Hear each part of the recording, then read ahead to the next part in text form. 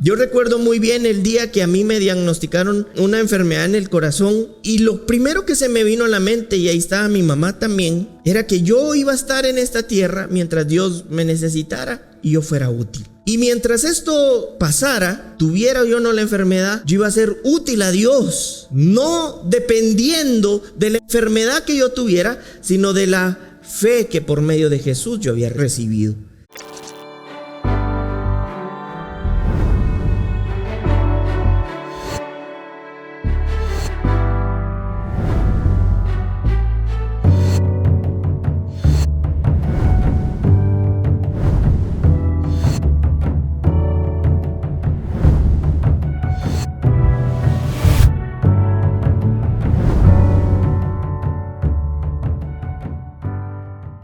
A esta enseñanza le he puesto por nombre Pasos de una nueva realidad, que es una serie ya de, yo creo que llevamos aproximadamente 4 o 5 enseñanzas sobre estos pasos en una nueva realidad, y entre paréntesis le puse la mente o pensamiento. Veíamos cómo el apóstol Pedro, en una de sus cartas, en la primera carta del apóstol Pedro, él nos hace saber de que participamos de una nueva naturaleza, ¿verdad? Somos participantes, coparticipantes de una naturaleza divina. Y casi al final de ese capítulo, él nos dice que vivimos en una nueva realidad, ¿verdad? Vivimos en una nueva realidad, en una verdad que está presente en nuestras vidas.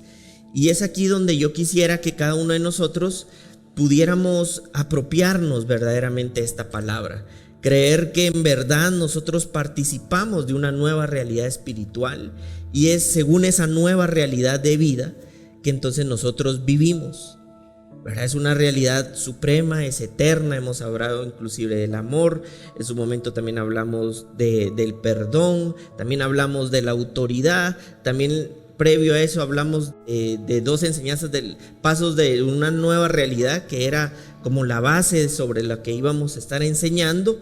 Y también creo yo que esto es importante para que nosotros, como hijos de Dios, como parte de su iglesia, logremos tenerlo siempre presente, ¿verdad? ¿Por qué? Porque en ocasiones, por medio de escenarios que a veces se nos presentan, pareciera que se nos olvida, ¿verdad? Que tenemos una realidad espiritual y terminamos viviendo según el escenario, según la situación, y no la realidad que gobierna nuestro corazón, que está en Cristo Jesús. Y para esto entonces vamos a leer la carta a los Romanos, capítulo 1. No la voy a leer absolutamente toda, pero sí voy a abarcar bastantes puntos. Ya ustedes pueden después leerla toda si quieren, ¿verdad? Voy a tocar algunos puntos importantes dentro de este capítulo. Entonces vamos a Romanos 1, capítulo 16. Miren lo que dice el versículo 16. Porque no me avergüenzo, ¿de qué? Del evangelio, dice, ¿verdad? Haciendo hacer un paréntesis ahí, ¿verdad? En la carta a los Gálatas, también el apóstol Pablo dice que solamente hay un evangelio, ¿verdad?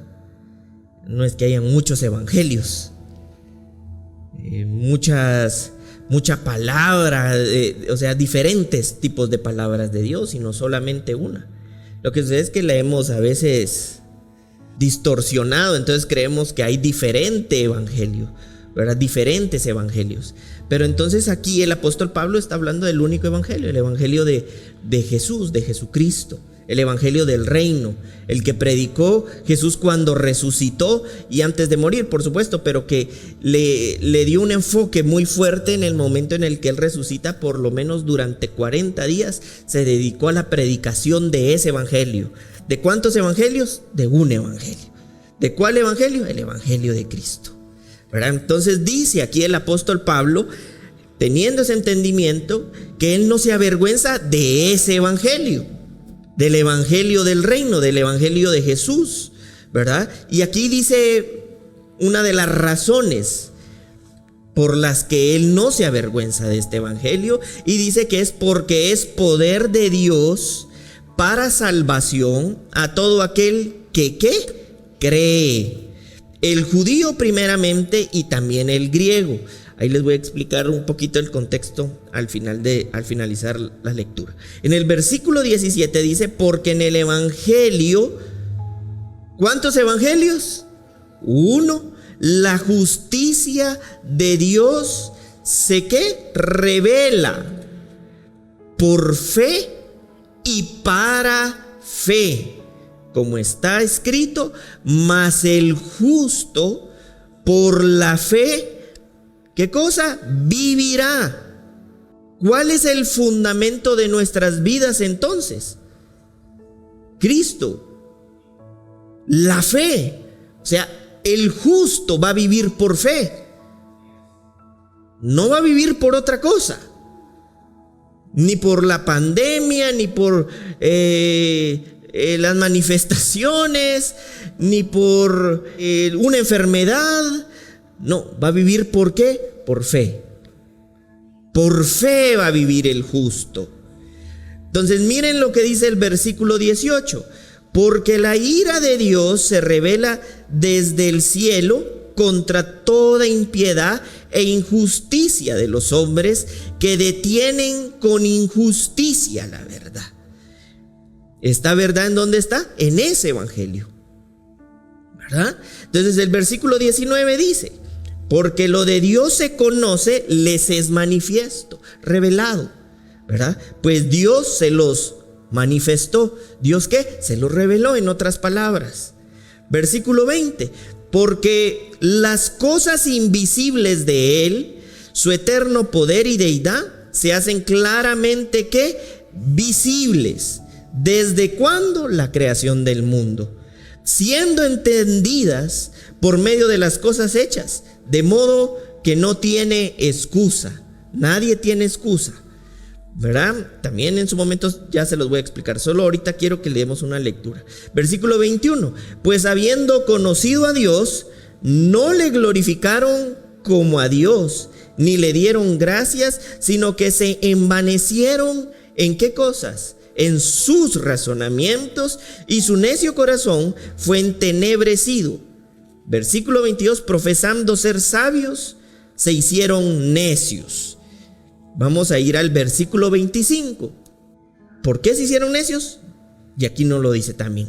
Ya que cambiaron la verdad de Dios por la mentira, honrando y dando culto a las criaturas antes que el Creador, el cual es bendito por los siglos. Amén.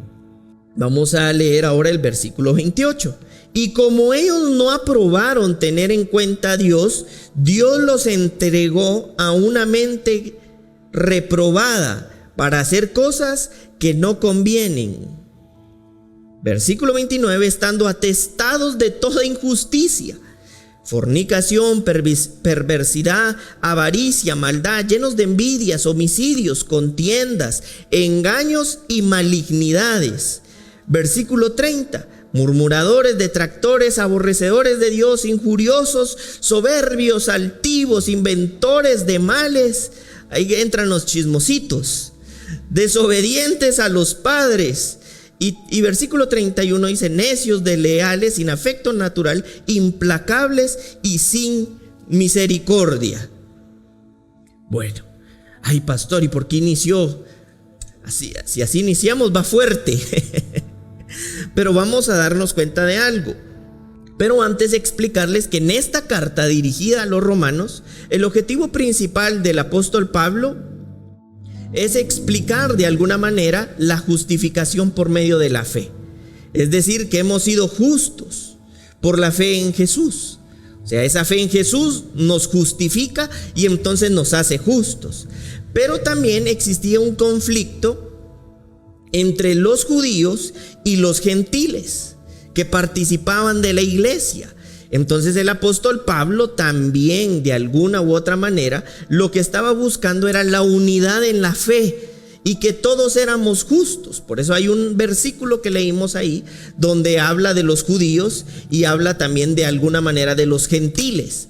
¿Por qué? Porque de alguna u otra forma lo que el apóstol Pablo estaba buscando era la unidad en esa misma fe que nos justifica, o sea, que nos purifica, que nos libra de todo pecado, de toda maldad. Y entonces, para que no se les olvidara, les vuelve a recordar algo que ellos de alguna manera pues sabían, ¿verdad? Entonces vamos a ir ahora un poco en orden. Vamos a ver que en el versículo 16 dice: porque no me avergüenzo del evangelio, porque es poder de Dios para salvación. Yo no sé si ustedes se recuerdan, pero en Primera de Pedro, capítulo 1, versículo 4, en el 13, dice: como todas las cosas que pertenecen a la vida y a la piedad nos han sido dadas por su divino poder, mediante el conocimiento de aquel que nos llamó por su gloria y excelencia. Ahora vamos a retomar nuevamente lo que dice la carta a los Romanos en el versículo 16. El apóstol Pablo dice: porque no me avergüenzo del evangelio, porque es que poder de Dios. ¿Y qué dijo el apóstol Pedro sobre el poder de Dios? Dice que este se recibe mediante ¿qué? El conocer a Dios. ¿Sí? Por eso era importante que lo leyéramos en 2 de Pedro 1:3, ¿verdad? Donde claramente dice: como todas las cosas que pertenecen a la vida y a la piedad nos han sido dadas por su divino poder mediante el conocimiento. Es decir, el conocer a Dios es quien nos da el poder. No vamos a entrar directamente a esa enseñanza que en su momento vimos, pero entendíamos que el conocer a Dios es una vivencia, es una experiencia. Entonces, esa experiencia y esa vivencia es la que nos da el poder del que está hablando el apóstol Pablo. Por eso el apóstol Pablo dice que él no se avergüenza del evangelio. Y lo dice antes de decir porque tiene, de alguna manera, es quien tiene el poder.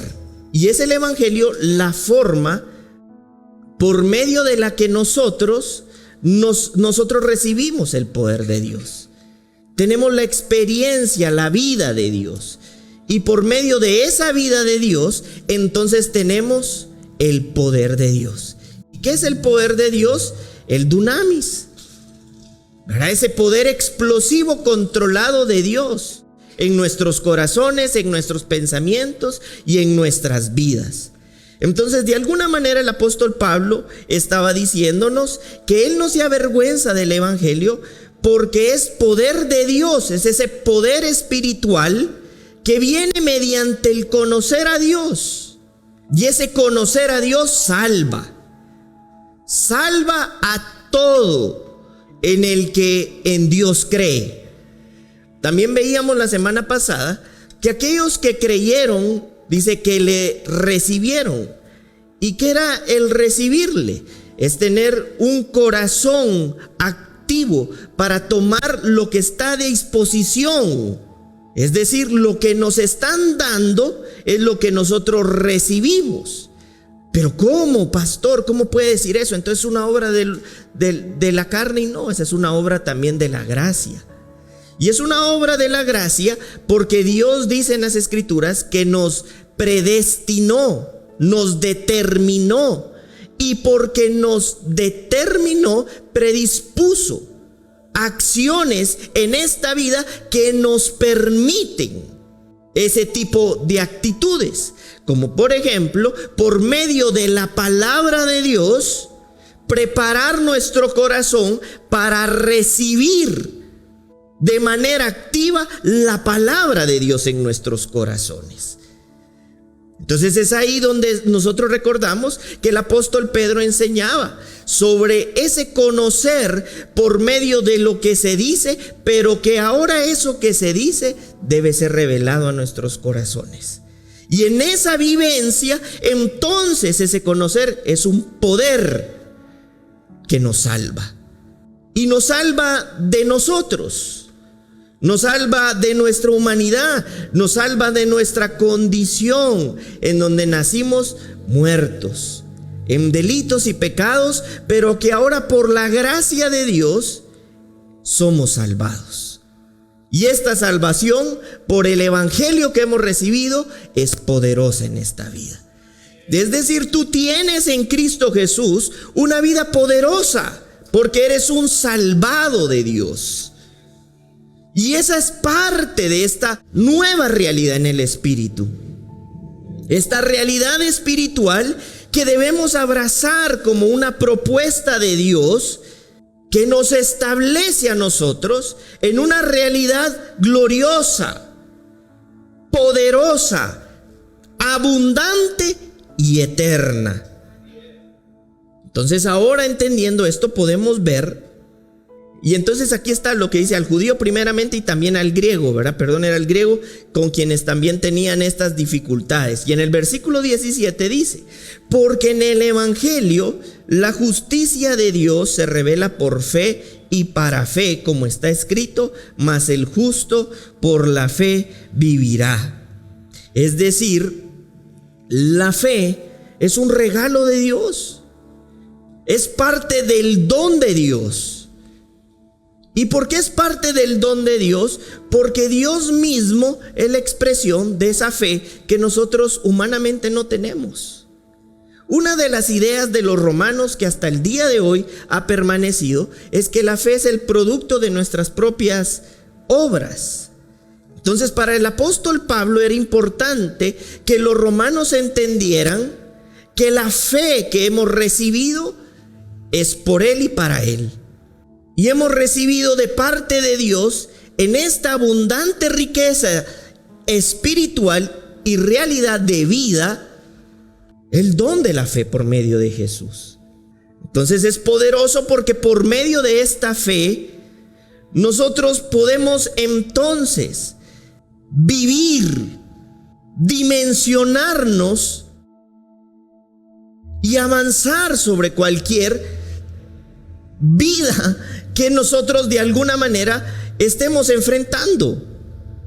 ¿Por qué? Porque nosotros no vivimos según el escenario, según la circunstancia, sino según la fe que hemos recibido, la fe que nos ha salvado, el conocer a Dios que nos permite ahora a nosotros poder vivir como justos de Dios. Y eso es parte de esta nueva realidad espiritual. Usted es una justa de Dios, doña Martina. Pero ¿cómo podría yo ser justo si yo sé las cosas que he hecho? Porque es precisamente la nueva vida, el regalo de Dios que por medio de Jesús hemos recibido.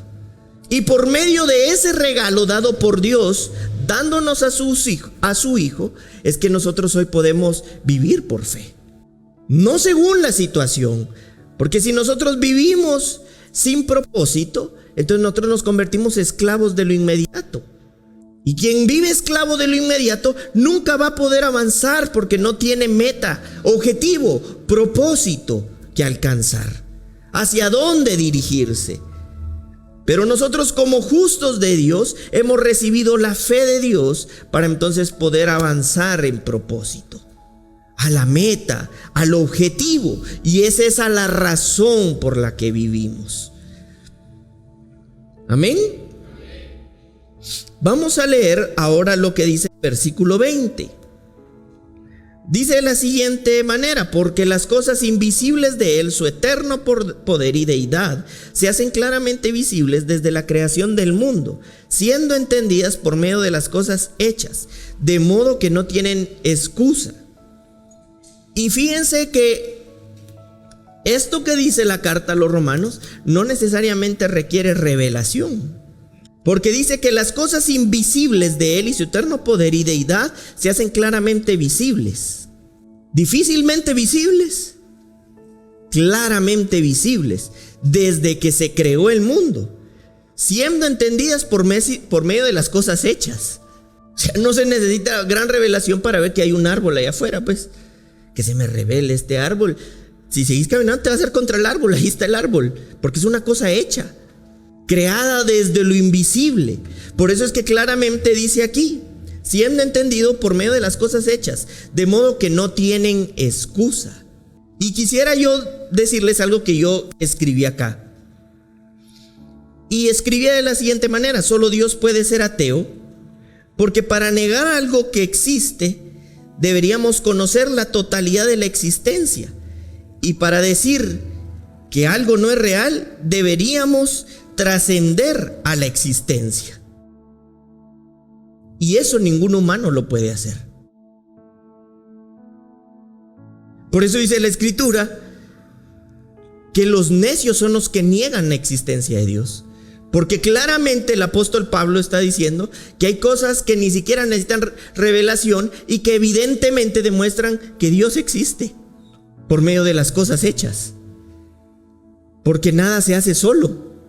Entonces vemos que en muchas ocasiones tenemos actitudes como estas, y hacia eso vamos, y lo vamos a entender un poco más adelante. Es que en ocasiones negamos la realidad inclusive hasta de las cosas hechas, simple y sencillamente porque hay orgullo en nuestras vidas.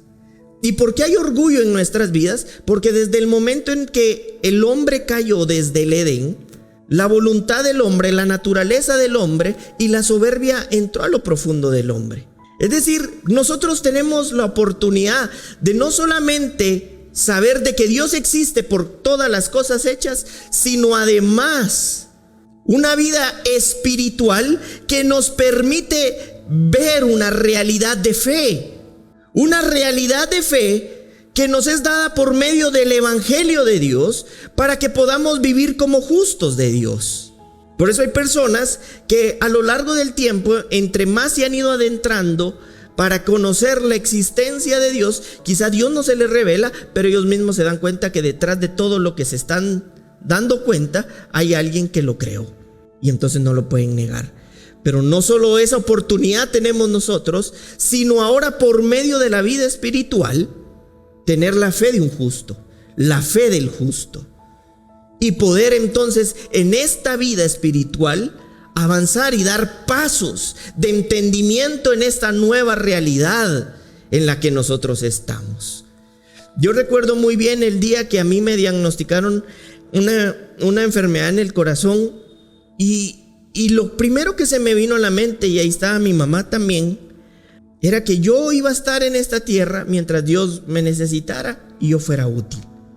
Y mientras esto pasara, tuviera yo no la enfermedad, yo iba a ser útil a Dios, no dependiendo de la enfermedad que yo tuviera, sino de la fe que por medio de Jesús yo había recibido. Es decir, tenemos la capacidad de por la fe de Jesús vivir, no por la situación. Y ese es un regalo de Dios, es una dádiva eterna, es un regalo de la gracia. Pero entonces, ¿por qué nosotros terminamos viviendo como que si fuéramos un humano estrictamente convencional? Más afligidos que los que no conocen de Dios, más preocupados que los que no han recibido el regalo de la fe. Cuando nosotros hemos sido llamados y escogidos para, no importar el escenario en el que estemos establecidos, nosotros avanzar victoriosos y entendidos. Porque el justo por la fe va a vivir. Ahora vamos a ver lo que dice el versículo 21. Pues habiendo conocido a Dios, y es aquí, por eso les explicaba lo anterior, no le glorificaron como a Dios ni le dieron gracias, sino que se envanecieron en sus razonamientos y en su necio corazón fue entenebrecido. Quiere decir que hubo un grupo de hermanos que conocía a Dios, pero que su entendimiento fue entenebrecido. Y es hacia ahí donde me quiero empezar a dirigir. Y quisiera que pudiéramos ver lo que envanecer significa.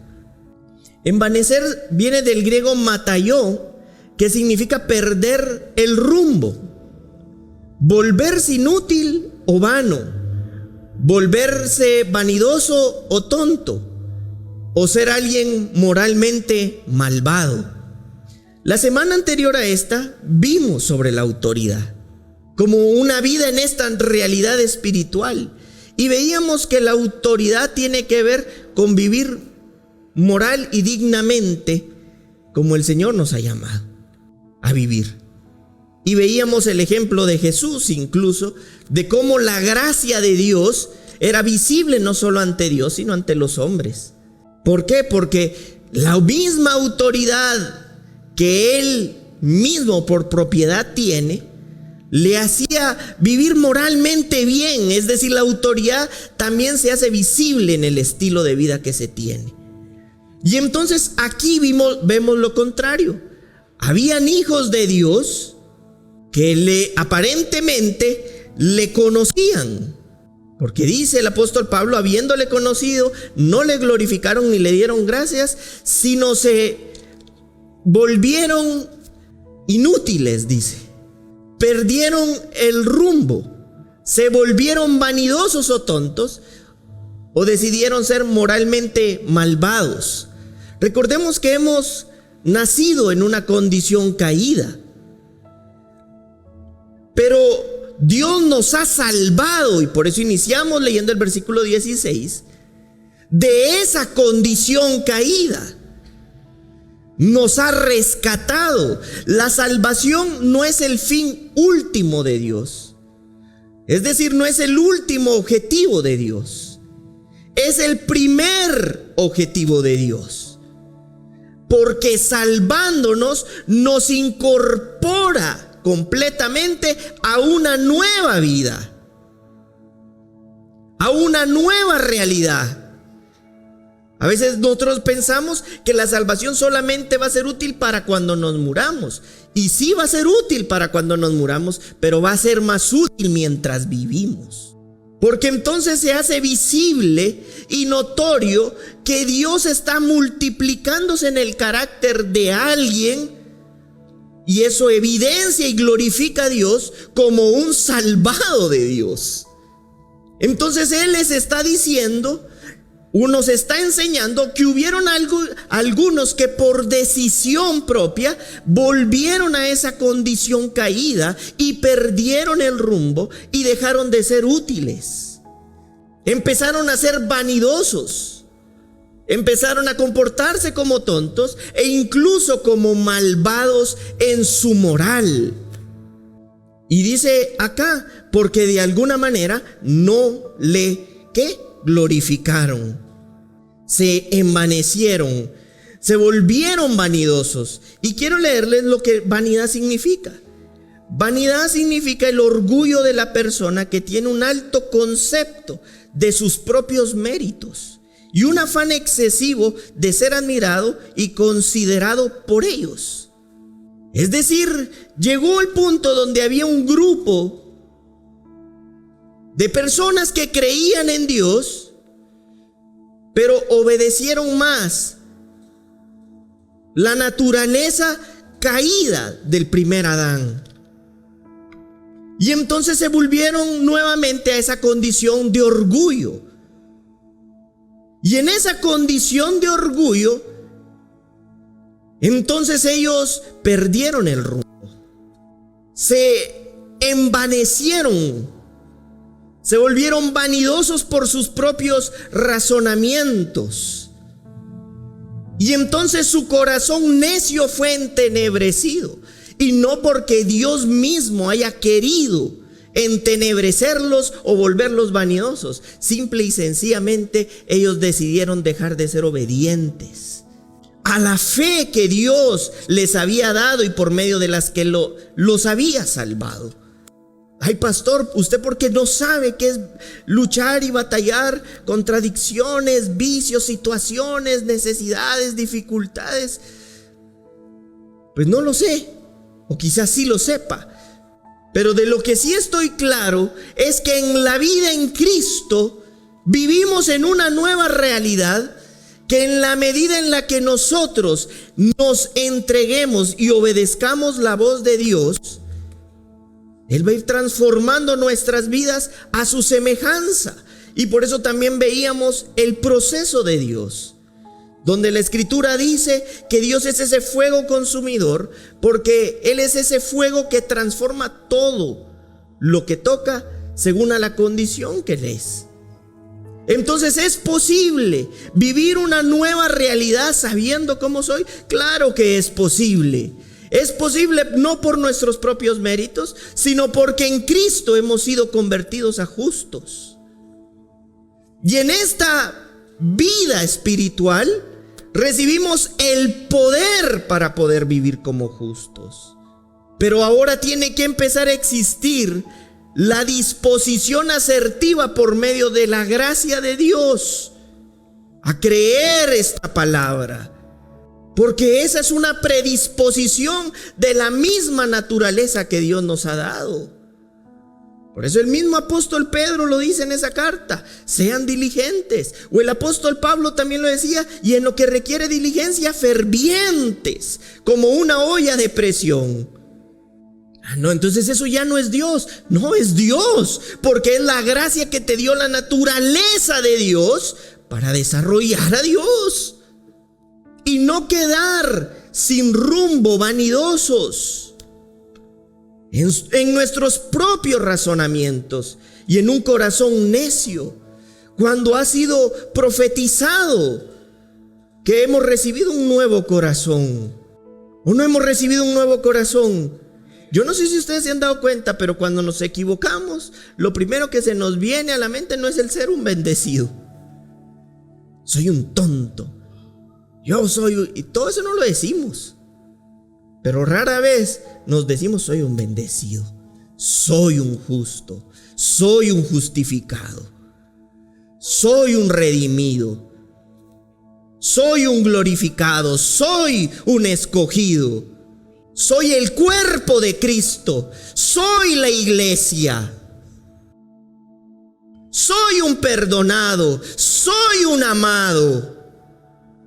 Porque eso somos en Jesucristo. Eso eres tú.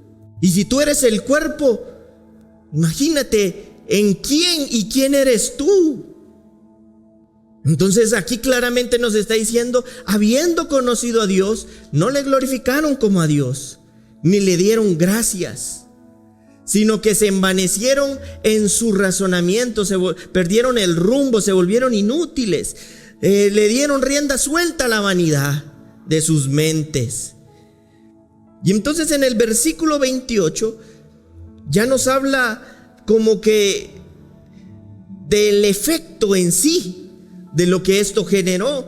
Y dice: como ellos no aprobaron tener en cuenta a Dios, Dios los entregó a una mente reprobada para hacer cosas que no convienen. Desde que cae el hombre, hay una mente reprobada en el hombre. Pastor, pero si yo soy bien inteligente, yo tengo promedio de 100. Y ese también es un don de Dios. Yo siempre les he dicho que cuando el hombre cae, es como que hubiera un vaso de agua y le cayó veneno, ¿verdad? Sigue habiendo agua, pero todo está contaminado. Y rasgos y características de Dios permanecen. Y por eso la inteligencia que muchas veces manifestamos. Pero esa inteligencia humana no necesariamente es la inteligencia espiritual de Dios.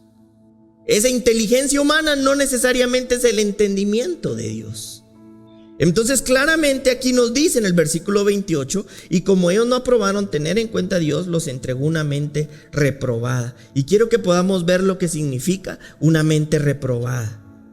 Miren, viene de este griego, adokimos o adokimos, y significa una mente inútil y moralmente indigno. Es decir, resultado de que algunos que le conocían prefirieron vivir en su propio razonamiento, en su propia sabiduría. Ellos simple y sencillamente dejaron y permitieron seguir viviendo en la mente que se heredó desde la caída del hombre. Una mente que en funciones de la vida espiritual es inútil y que moralmente es indigna. ¿Y por qué esto es tan relevante o tan importante?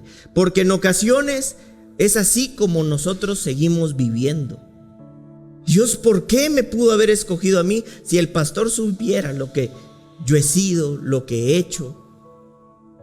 Cuando en realidad ahora nosotros en esta nueva vida espiritual tenemos la oportunidad de ya no vivir bajo una mentalidad que nos hace sentir, creer que somos inútiles, que moralmente somos indignos de la gracia de Dios, sino por el contrario, que esta vida espiritual de esta realidad eterna empiece a gobernar nuestras vidas y llegue el punto donde esta vida perfecta de Dios se perfeccione en nuestras vidas de tal manera que nosotros seamos violentos en el avance de este entendimiento, enérgicos para avanzar en Cristo. Cuando nosotros sabemos que probablemente teníamos todas las obras para no ser escogidos, pero ahora que por medio de Jesús hemos sido dignificados, hemos sido justificados, y que en esta vida estamos bendecidos. Y era acá también donde yo les enseñaba que pensar nos es permitido, podemos, debemos, pero hacerlo ordenadamente. ¿Y por qué esto es importante y relevante?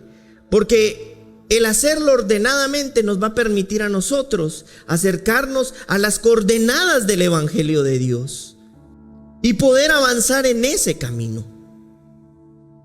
Ya no vivir en la idea de que somos todo menos justos y escogidos, que somos todo menos bendecidos y amados. La Escritura no dice que el justificado vive por el recuerdo de su pasado, ni por las obras de su pasado, ni siquiera por haber muerto o nacido muertos en una naturaleza caída, sino por el contrario, como justos, vivir por fe. Por eso hemos recibido la fe por y para Él. Nosotros no somos lo que antes éramos sin Cristo. Nosotros ya no vivimos en una mentalidad reprobada que nos induce a caer en la vanidad del orgullo de nuestros pensamientos. Habían quienes estaban negando la existencia de Dios, y entonces el apóstol Pablo tiene que llegar al punto de decirle: mira las cosas hechas. Solo con eso puedes darte cuenta tú que existe Dios, y nadie tiene excusa para no decirlo, porque quien lo niega, también dice la Escritura, lo que tiene es necedad en su orgullo, vanidad en sus pensamientos y entenebrecido su corazón. ¿Cómo entonces nosotros podemos permanecer siendo fieles a Dios? Siendo fieles a Dios y a su propósito, siendo fieles a Dios y a su palabra, siendo fieles a Dios y a su evangelio, y entendiendo que habrán momentos en que nuestra humanidad no quiere, pero sí debe. Todo me es lícito, mas no todo me conviene, no todo me es posible. Puedo, pero no debo. Y en Jesucristo hemos recibido el poder para decidir, accionar y vivir por fe. Porque el justo, por su fe, vivirá. Pero tenemos que notificarlo a nuestra vida, a nuestros pensamientos, a nuestro corazón en esta realidad. El hecho que Dios nos haya predestinado predispone comportamientos por la gracia para desarrollar la vida del Espíritu. Porque Dios no va a hacer algo medio hecho, pero hay una parte de nuestras vidas que requieren que nosotros nos entreguemos por completo a esta vida espiritual. Por eso es que en la carta a los Corintios, 1 Corintios 2:16, el apóstol Pablo nos recuerda y hace una pregunta medio filosófica, porque dice: ¿y quién conoció la mente del Señor? Dice, ¿verdad? Así todo como poético. ¿Quién la instruirá? Dice. Mas nosotros tenemos la mente ¿de quién? De Cristo. Tenemos la mente espiritual de Dios. Y es ahí donde entonces nosotros nos damos cuenta que la gracia de Dios es un regalo. Es un regalo porque nos permite ser salvados. Y al ser salvados, empezar a vivir como salvos. Ya no en una mente inútil, ya no en una mentalidad vanidosa, ya no permitiendo que nuestros razonamientos tomen el gobierno y el control, nuestros miedos o nuestras angustias o nuestros afanes o nuestras opiniones o nuestras ideas, sino que reine Cristo por siempre y para siempre en nosotros. Esa es parte de esta nueva realidad, dándole rienda suelta a la mente que es inútil, que sí puede ser muy diestra en sacar 10, 100, 300, 400, pero que no necesariamente accede al entendimiento de la mente espiritual. Y entonces lo que se requiere ahí, señores y señoras, y es parte de la gracia de Dios, que en Jesucristo lo vimos y lo conocemos, se llama humildad. Y eso es parte de las consecuencias de vivir en la autoridad de Jesucristo, de vivir en la justicia de Dios, de vivir en la vida del Espíritu. El tener un corazón sencillo, humilde, para que reine Jesús, para que gobierne Cristo y para que se glorifique Cristo. Porque el justo, ¿por qué vive? Por fe. ¿Y quién nos ha dado esa fe? En Dios la hemos recibido por medio de su Hijo. Y es ahí entonces donde también podemos traer como un tipo de recuerdo en lo que Mateo 3:1 dice. Perdón, es Juan 3:3. Respondiendo Jesús y les dijo: de cierto te digo, que el que no nace de nuevo no puede ver el reino. Este ver no es una acción casual y mecánica, ¿verdad? Es la acción de contemplar el reino, a Jesucristo. Y entonces Él dice: el que no nace de nuevo no va a poder contemplar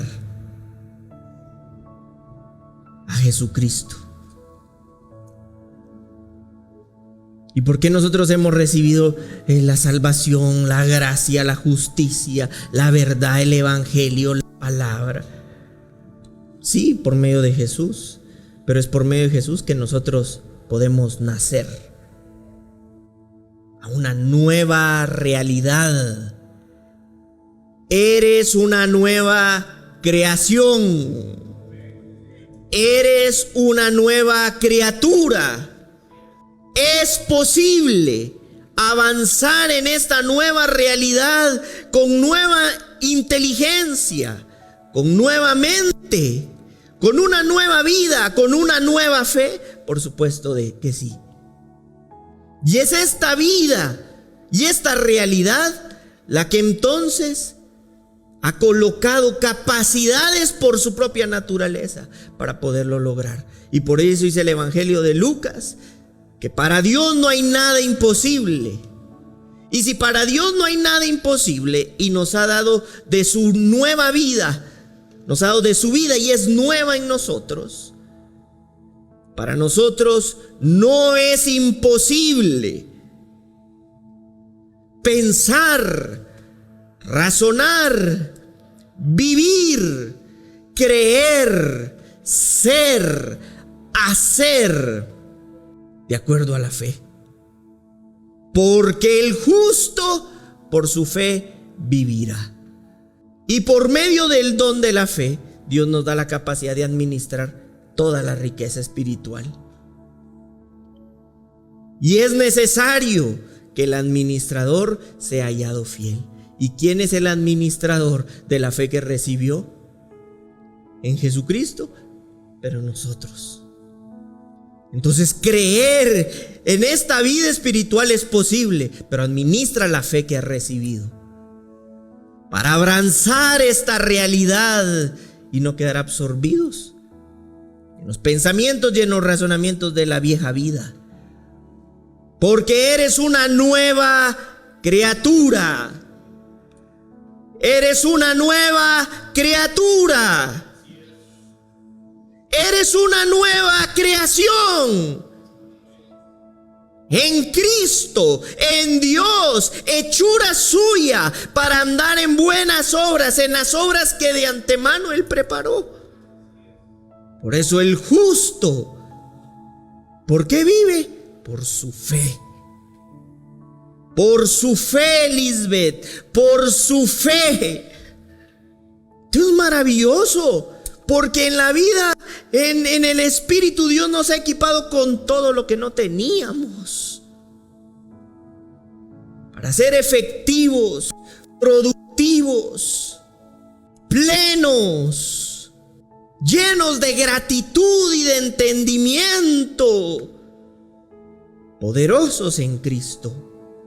Porque hemos nacido en la fuente del perdón, de toda misericordia y de toda gracia. Reina la fe por encima de cualquier razonamiento, opinión, idea. Reina la verdad por encima de cualquier opinión, de cualquier idea. Porque ya no somos de los que viven en la vanidad de su mente, sino instruidos por la mente espiritual de Jesucristo. Porque somos nuevos nacidos. Nuevos nacidos. Y para Dios no hay nada imposible.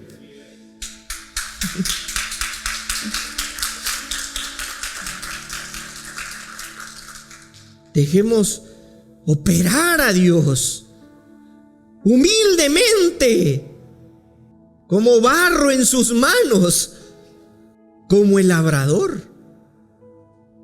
Él es quien labra. En otras palabras, déjate podar por Cristo. Déjate podar por Cristo. Los que saben de labranza, cuando ven un fruto malo lo quitan, no lo dejan ahí.